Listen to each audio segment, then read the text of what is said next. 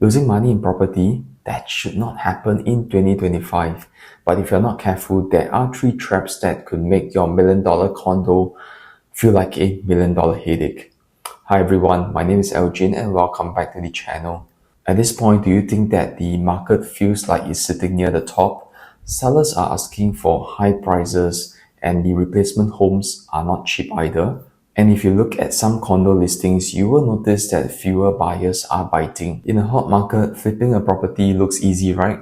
But markets always correct, and when the tide recedes, you'll find out who made good property decisions and who is left exposed. Now, just a disclaimer, in this video, I'll be expressing my personal opinions. So always do your own due diligence and seek professional advice before making any decisions. With that said, these are the 3 biggest traps to avoid in 2025. Let's start with the classic one baiters. They used to be the golden child of investors. You buy them at launch, you wait for TOP, and then you flip, and boom, you earn 80k to 100k in profits, often on equity of 150k to 200k. Not bad, right? A ROI of 40 to 50% in just 3 years. But fast forward to today, these one baiters are losing its appeal. And no, it's not because singles have disappeared from Singapore. If you look at recent resale data, you'll notice that the CCR, RCR, OCR, and even in newly TOP projects, you'll find some loss-making transactions for the 1-bedroom units. If you look at this newly TOP project in 2023, this is located in the City Fringe area. So the recent transactions in 2025 for the 1-beders, they are all loss-making. And for the second project, this TOP'd in 2024, similarly, this is also located in the City Fringe. So you see the 1-beders have made losses, and there's 1 2-bed and 1 bath break even. But what does this annualized gain or losses actually mean? Then does this 0% annualized figure means that it really broke even? Now let's take a look at this example. Your entry price $1 million, your stamp duty $24,600, your maintenance fees over 4 years at $350 monthly will work out to be $16,800. So assuming you exceed after the 4 years SSD, alright, based on the above example, taking into consideration that 2 expense items, your annualized gain has to be a minimum of 1.02% in order to achieve break-even. So if we add in agent selling fee, your property tax and interest expense, you will be looking at around 1.8% in order to break even. But why the shift in preferences over the last few years? Because currently the demand comes from own-stay buyers. And singles or couples with bigger budgets, they will prefer a 2-bedder and 2-bath to give them more flexibility in case they decide to stay for the long term. It is also more flexible, easier to rent, and easier to resell. Now, to be fair, 1-bedder units can still give good rental use. So if you're purely buying for rental yield, then I guess it's okay. But if your game plan is to flip it for a quick capital gain, then you should relook into your investment. And number 2, unique layouts, like you have your irregular bedroom sizes, you have excessive balcony and planter space, excessive bay windows, and those weird furniture deck bedrooms where you keep bumping your head on the ceiling. They look cool at first, great for Instagram shots, but the reality, after you have tried living in them and hit your head on the ceiling for the 5th time, the novelty wears off very quickly. And resale data will prove it.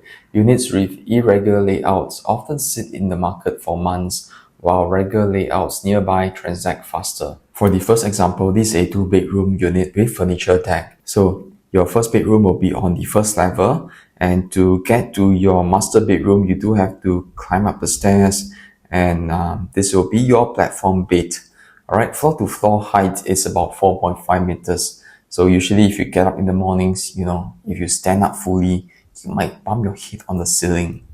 So this is how it will look like on the furniture deck. Usually you just put a mattress. You can't even put in a bed frame because it will be too high, right? And the chances of you hitting the ceiling is even higher. And let's take a look at the recent transactions for this project. So it TOP'd in 2016, located in the OCR.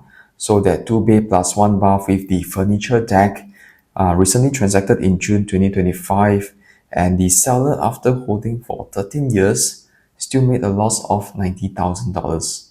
Alright, so he purchased it in March 2012. Now for the second example, a well-known RCR project designed by a famous Japanese architect. The facade is stunning, but step inside, irregular dining areas, awkward bedrooms, wasted space, and even in today's bull market, their 3 and 4 bidders are actually making losses. Now this project, TOP in 2017, located in the city fringe.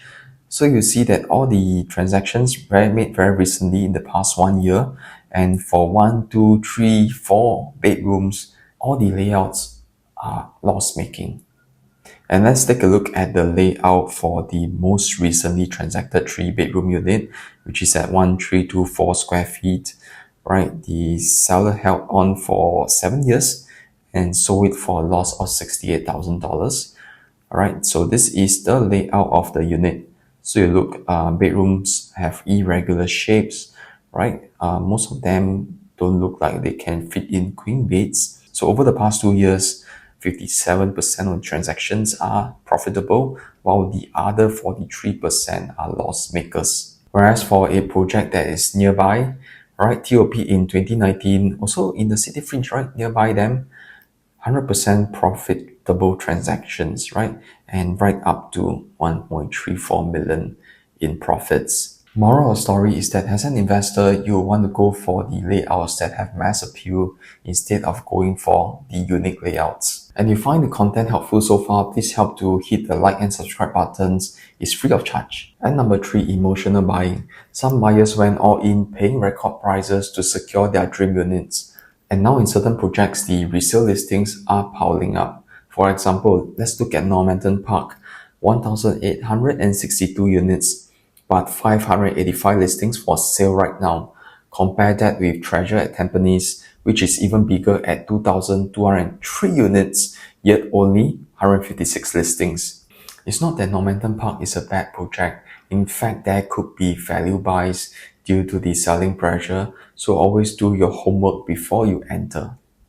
If you have paid record prices and spend another 80 to 100k on renovations, that will increase your break-even prices by $80 to $100 per square foot. And buyers don't always value your renovations dollar for dollar because they'll rather ask for some discount and redo the whole unit according to their own preference. Let's take a look at some of the record prices that were paid for the resale condos. So this is a project in the OCR. So the past 2 years, the highest PSF transacted was $1,837, and this was set by this unit over here, 1001. So the first owner, they purchased their unit in 1996. They paid $809 per square foot, and they recently sold it in February 2025 for 1837 PSF. Based on the estimated valuation, it actually has a paper loss of $141,000. And the next condo, this is in Bukit Timah. So the highest PSF transacted was 2323 per square foot in the last 2 years. Alright, it belongs to this unit 0204.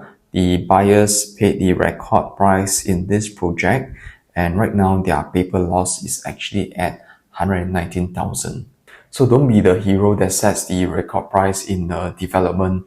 There's no trophy for that. All you win is a longer holding period just to break even. And to summarize, the 3 ways to lose money in property in 2025. Number 1, don't get stuck with one bidders that have weak resale demand. Number 2, avoid irregular layouts that appeal only to a niche market. Number 3, don't overpay emotionally or overspend on renovations. The golden rule, always think of your exit strategy before you buy. Liquidity, layout, project, and your entry price, those are your property safety nets. And once again, if you found this helpful, hit the like button and subscribe for more content like this. And remember, property should help you to build your wealth and not give you headaches. Unless you enjoy bumping your head on a loft ceiling, then good luck to you. Emotional damage!